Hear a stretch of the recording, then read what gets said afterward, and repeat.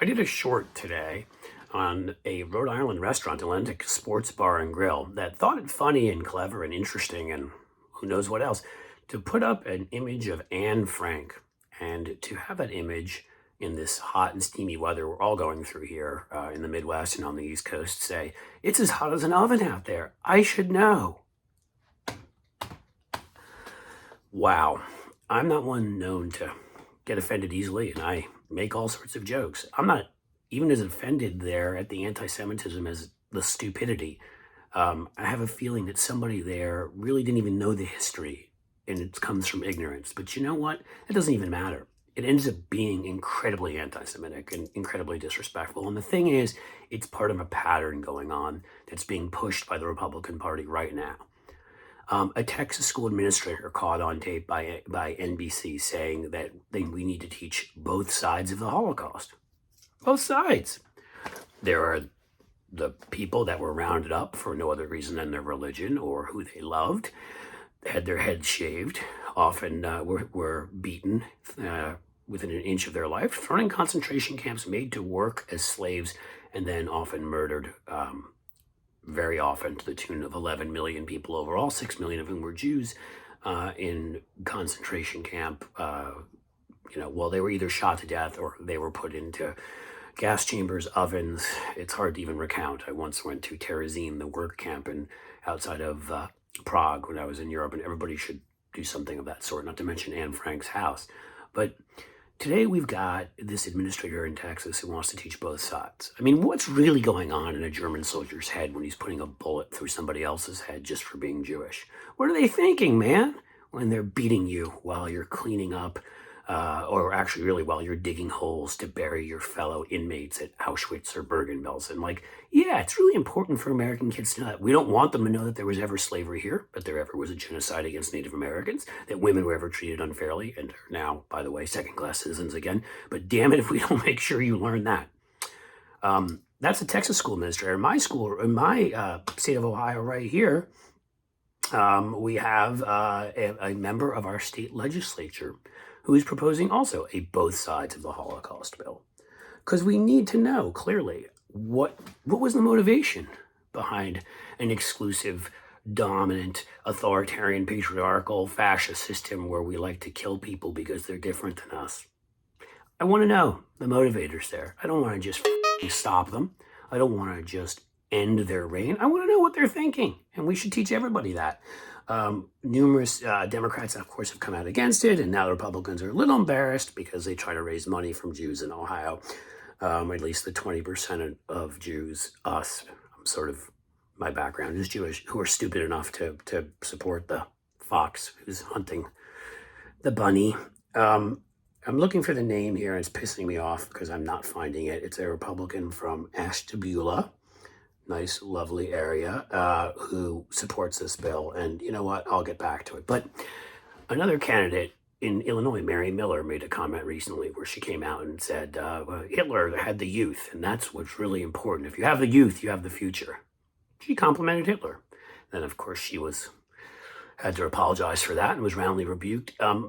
Steve Scalise, who's up in the top of the Republican hierarchy, once referred to himself as David Duke without the baggage and spoke at a white supremacy conference. Marjorie Taylor Greene and Paul Gozar are open white nationalists who spoke at these conferences very recently. Lauren Boebert is running around with a book. I'm sure there's lots of pictures, if you don't like to read, that says that this country was founded with church dominating the state. They have some countries like that. One of them is known as Iran. She may want to try going and visiting. Another one, the Taliban. I mean, there have been places like that in the future. It's really the story of the Middle Ages and mass murder. That would take reading for her, and she's not very good at that, so I wouldn't expect much of it. But point being, no, that's the opposite of what the Constitution said. It's really very clear right there that it's freedom of religion, and there's no one religion over another. Hell, even by passing the abortion bans they're passing, they are very clearly taking a Christian religious view. I didn't know this until recently, but Islam allows an abortion in the first trimester, which is very interesting. Judaism requires that if the woman's health or if her life be in danger, that she have an abortion. But when the right talks about Christian freedom, they mean, I guess, Christian, Hitler, Nazi, put up pictures of Anne Frank, both sides of the Holocaust kind of freedom. Isn't that nice? There's a chill in this country, folks, and it's not coming from one place. We had a story yesterday on Andrew Torba, who runs Gab, the right-wing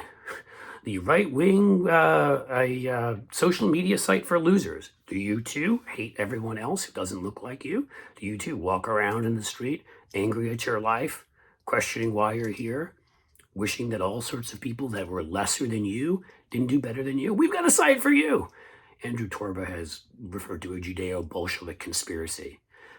He was quoting Hitler, that's what Hitler used to say, and has talked about kicking Dave Rubin and Ben Shapiro, who are both Jewish Republican idiots, out because their worldview, their Jews, isn't consistent with what he sees, which is Christian fascism. And after he made those comments and called Jews suspect, I did a video on this the other day, and said that Jews control the media and, all the stuff we control, and, we killed Jesus even though I was nowhere near. I was having a drink at a bar in Galilee, but that's another story.